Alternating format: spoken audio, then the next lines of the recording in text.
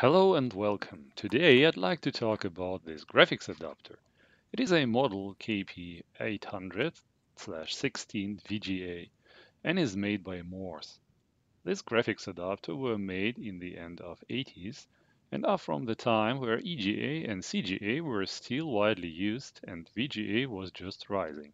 Many graphics cards from this time were hybrids and had to support different kinds of monitors, from the old digital monochrome ones to the new analog VGA models. Also, this card supports many different monitor types of its time. It has two output ports for the VGA analog signal and for MGA, CGA, or EGA digital signals.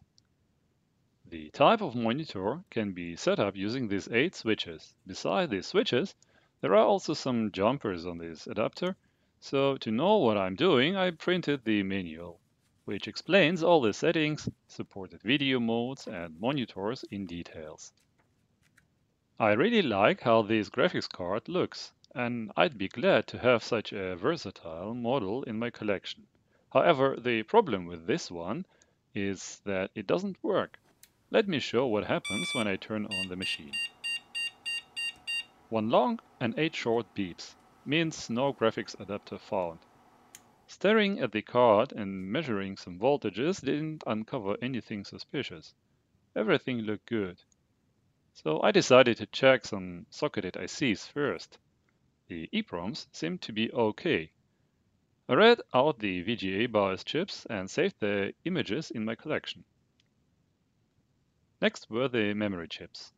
I have a TL866-2 Plus programmer which can also test some logic ICs and RAM chips. This graphics card uses 8 memory ICs each, 64,000 by 4-bit words or just 32 kilobytes. That makes 256 kilobytes of video memory altogether. Unfortunately, the TL866-2 Plus doesn't support this type of memory in its tests, and I decided to make something myself using an Arduino. This is how it looks like.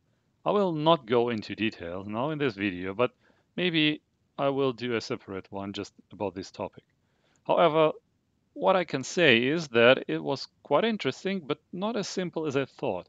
Arduino seems to be just not fast enough, and I couldn't make as sophisticated tests as I would like to, but for a simple test, it was just sufficient. So I removed all the memory chips from the graphics card and checked them one by one in the DIY tester. The experiment was a success, and I found that 5 of 8 chips were bad indeed. I ordered a replacement from China. By the way, always order more chips than you need. I bought 20 and I'm pretty sure they are absolutely new. However, my DIY tester told that 2 of them were defective. Well, it could be worse, and it's always good to have some spare parts. Anyway, the chips were not quite the same. The chip IDs were slightly different. The old ones were HY53C464LS-10, and the new ones were HY53C464S-C. The marking -10 on the old one means timing of 100 nanoseconds. I don't know what -C on the new ICs means, and unfortunately I didn't find any datasheet which would answer this question for me. Anyway, I moved on with the hope that it will just fit. I replaced all memory chips with the new ones just to have them all with the same timing and maybe more stable then. And with the new memory chips, the graphics card was back to life. The first thing I've noticed is a very strange font, nothing like I'm used to on all the other graphics adapters. Once in the DOS, I started Landmark speed test just to see how slow the graphics card is. I've been expecting it to be very slow, and I was not disappointed at all. Anyway, aside of the bad performance, I noticed that more things are looking bad. The colors were kind of wrong. Unfortunately, you barely can see it on the video, but white is kind of bluish, and yellow and all the other colors seem also to be slightly off. Then I started Wolfenstein 3D, or a better name with these colors would be Fear and Loathing and Wolfenstein 3D, I guess.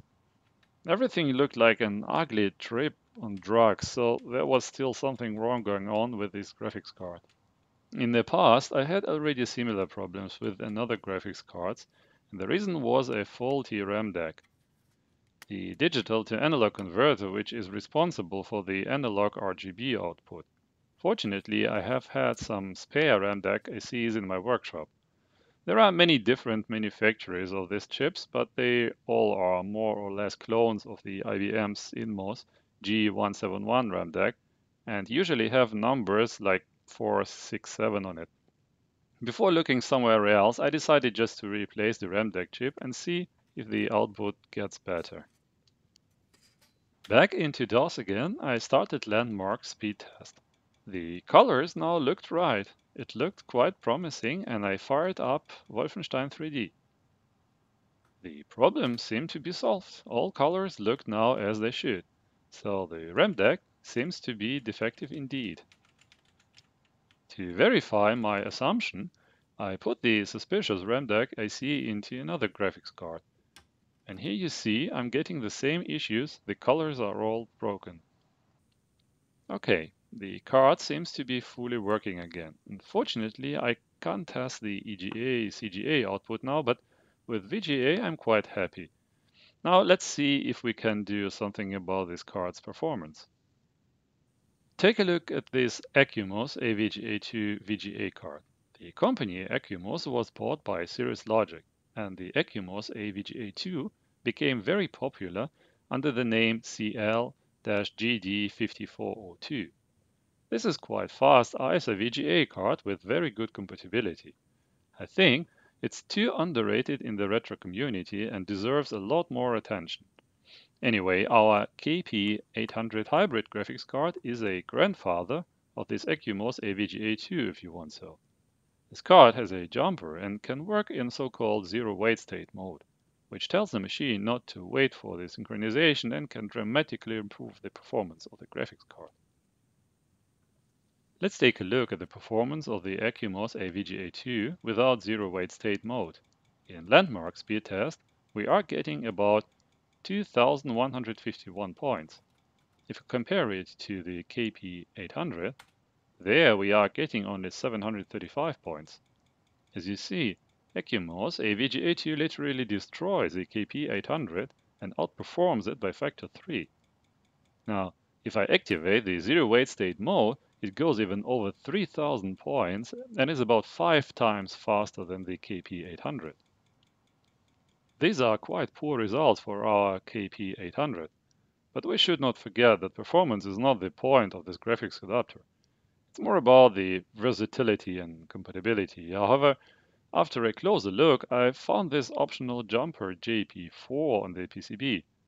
I followed the traces and found that this jumper controls the zero wait states pin 8 on the ISA bus.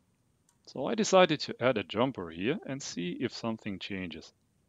Unfortunately, this jumper didn't make any change. Either with jumper set or not set, the results remain the same, just around 735 points in the landmark speed test. Okay, here it is. Now fully working but terribly slow. However, as I told, this graphics card is highly compatible. It fills the important gap in the time where EGA became obsolete and VGA just started to come to the market. I'm very glad to have this card in my collection, and it will be very useful in 286 era PCs. So far, I hope you enjoyed it. Please leave your feedback below and I hope to see you on my channel again. Thank you and goodbye.